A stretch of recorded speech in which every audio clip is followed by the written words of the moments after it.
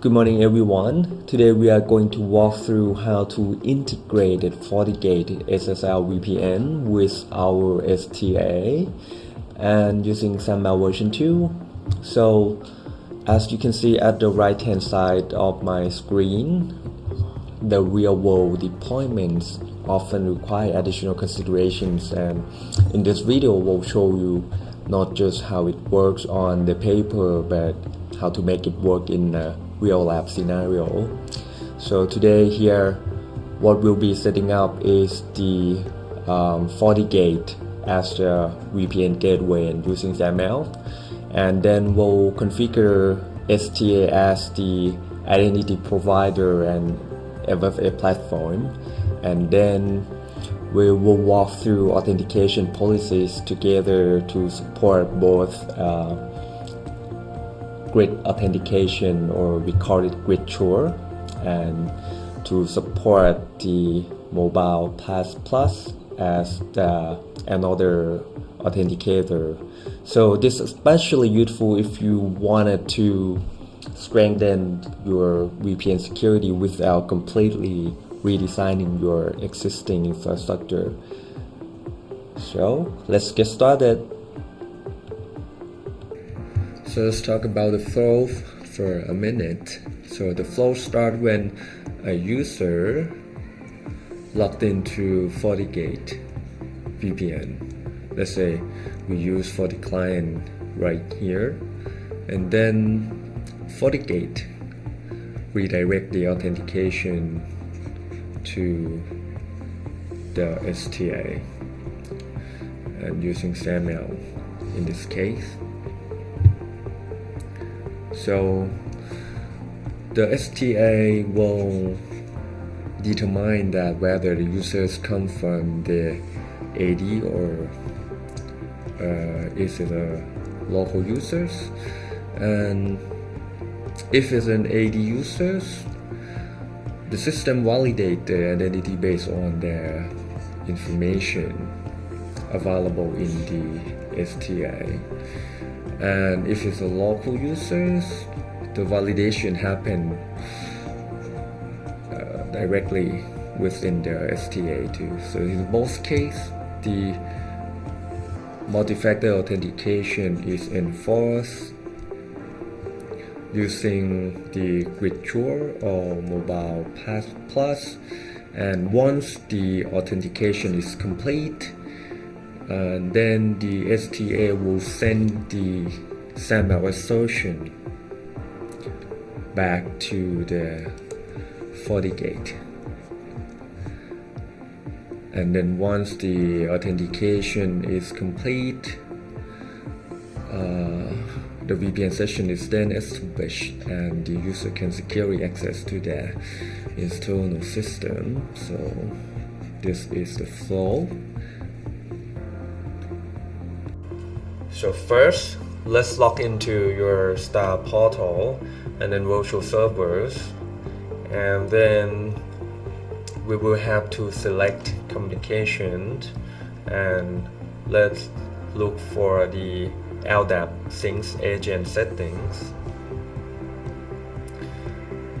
So I have select these two options: the persist operator against syncs to protect local users from being deleted during LDAP syncs, and then the resolve duplicate usernames during syncs is to prevent syncs error by handling duplicate usernames across domain, and then click download, and then go back to snapshot and click this link. So we are looking for an agent, the SafeNet synchronization agent, and the product description here, we are going to use this agent to sync with our AD server using LDAP or SQL user group, and then let's download it.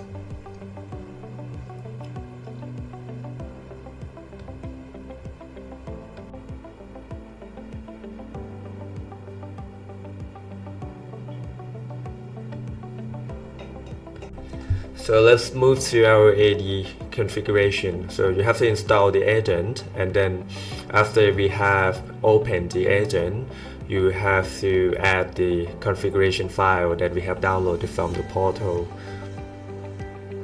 So after we opened, go to configuration and then configure the user source.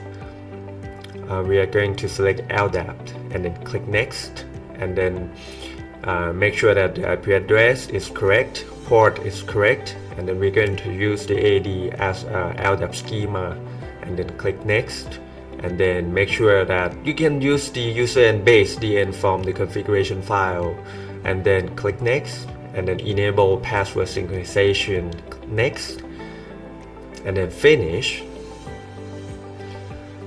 And after that, you will have to sync the user from your AD group. So in this case, I use 3 syncs group. So make sure that you sync everything you need. And then you can check the LDAP schema again and make sure that you got everything you need. So after that, you can check the primary and secondary server, and then go back to the status, and then you click start.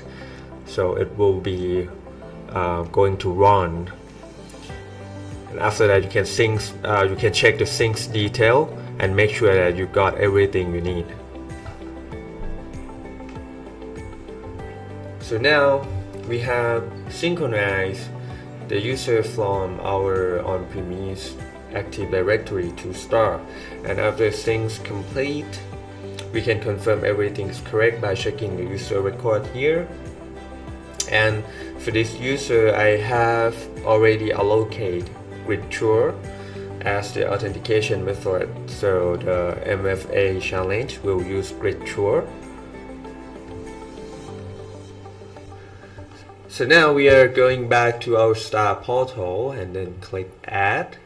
We are going to use generic template in this case, so you can use with any firewall that you are working with, and select SAML, and then the configuration template will be popped up here.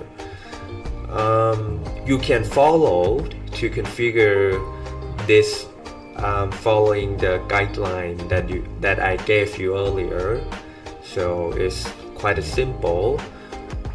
There's only one important things that you have to do, that is that you will have to download the certificate from this and install it into your firewall. It can be any firewall that you are working with. So next we are going to have to add or create a policy, and we'll be using this policy to tie it up with the configuration that we have applied just recently. So I have to cancel and discard this because I have already configured and successfully applied policy. So we are going to use this policy with all users. The configuration is quite simple. The application will be selecting the FortiGate application, and the access attempt we are going to grant with